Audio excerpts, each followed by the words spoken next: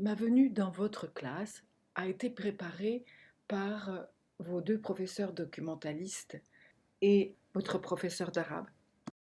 Tout d'abord, je voudrais vous remercier de m'avoir accueilli dans votre classe et d'avoir préparé des questions. De les avoir traduites, c'est si important la traduction. Je vais réunir en 3 points toutes vos questions. Je commencerai par les questions de mon métier. Pourquoi avez-vous choisi la réalisation? لماذا اخترت مهنة الإخراج؟ ما هي الحاجات التي تحبين إخراجها؟ Vous avez le plus aimé réaliser? هل تحبين مهنتك؟ Ce métier était votre métier de rêve depuis petite. Pourquoi avez-vous accepté de venir avec des sixièmes? Vous choisissez ce sujet. لماذا اخترتي هذا الموضوع؟ هل كانت هذه المهنة حلمك منذ الصغر؟ لماذا اخترتي القسم السادس؟ Les questions de théâtre et Kalila Wadimna.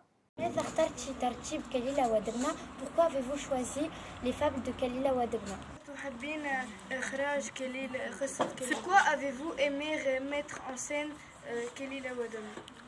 Est-ce que كليلة ودمنة est votre fable préférée? هل كليلة ودمنة هي قصتك المفضلة؟ déjà fait des pièces de théâtre de كليلة ودمنة. هل سبقت وأن أخرجت مسرحية عن كليلة ودمنة؟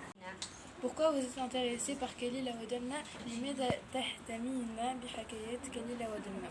Vous commencez à vous intéresser à كليلة ودمنة. متى بدأت الاهتمام على كليلة ودمنة؟ Sachez qu'il y a 60 fables contenues dans le livre de Kalila Wadimna. Par exemple, Pourquoi dans vos histoires y a-t-il des animaux?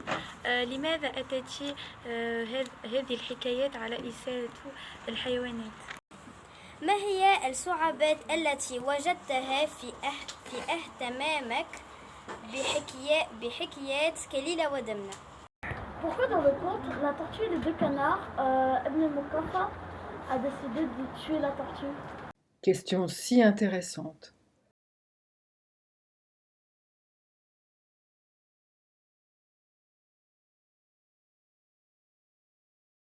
Si j'aime mon métier, oui, bien sûr.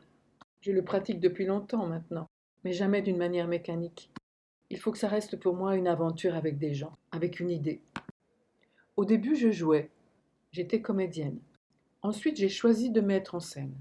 Ce qui veut dire choisir un texte, construire son point de vue sur le texte, lire beaucoup de choses autour du sujet, de l'auteur, de la pièce, des personnages, réunir une équipe, choisir des acteurs, obtenir l'argent pour produire ce spectacle et passer 2 à 3 mois avec cette équipe pour préparer un spectacle qui sera vu par un public. Et moi, j'aime beaucoup ce temps de répétition. J'aime vraiment ce moment où on cherche, on répète, on recommence. On souffre, on s'amuse aussi, on découvre. Moi, je ne cherche pas à épater tout le monde, je cherche à être juste.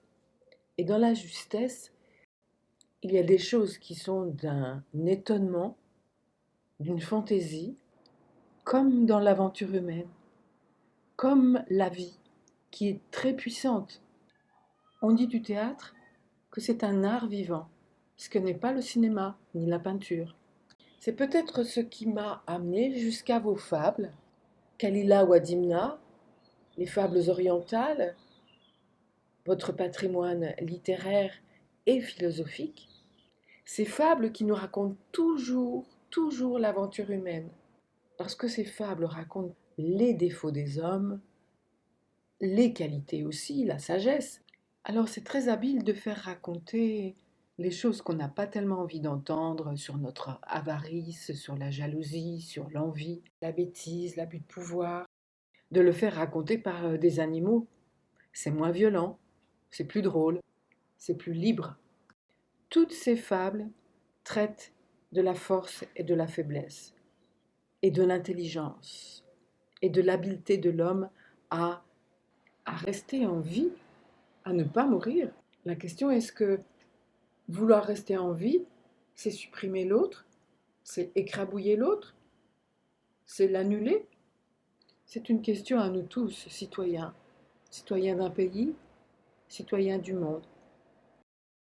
Depuis que j'ai découvert ces fables, Kalila ou Adimna, il y a seulement 4 ans, je suis amenée à rencontrer beaucoup de jeunes, comme vous aujourd'hui, les 6e. Je rencontre des enseignants, des étudiants, des chercheurs, des artistes, des auteurs, autour de ces fables, pour enquêter sur aujourd'hui, pour réfléchir à la façon d'interpréter aujourd'hui ces fables, avec la réalité d'aujourd'hui, avec l'expérience des jeunes et des adultes. Je ferai une différence entre conte et fable.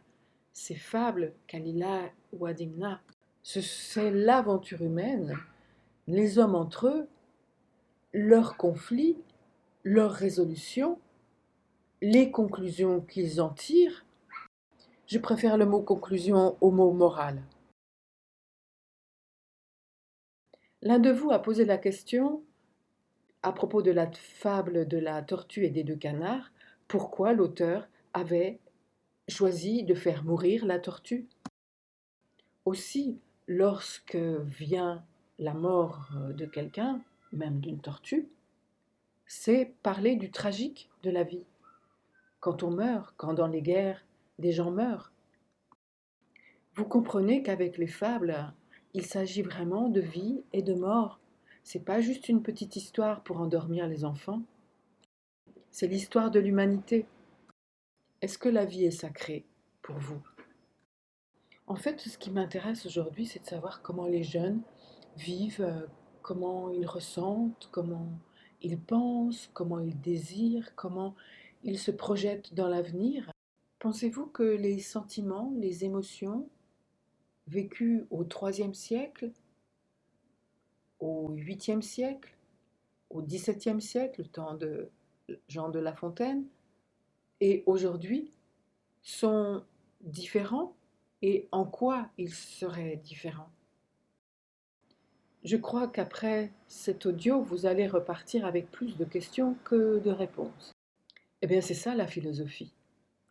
On ne demande pas à un enfant de savoir tout dès le départ, mais au contraire, d'être juste curieux de comment apprendre les nouvelles, comment s'informer, comment chercher, comment découvrir, comment être surpris, comment s'étonner, comment s'amuser à réfléchir.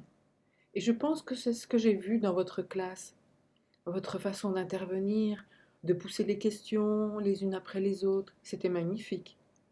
Pour moi, chercher, c'est une très grande joie.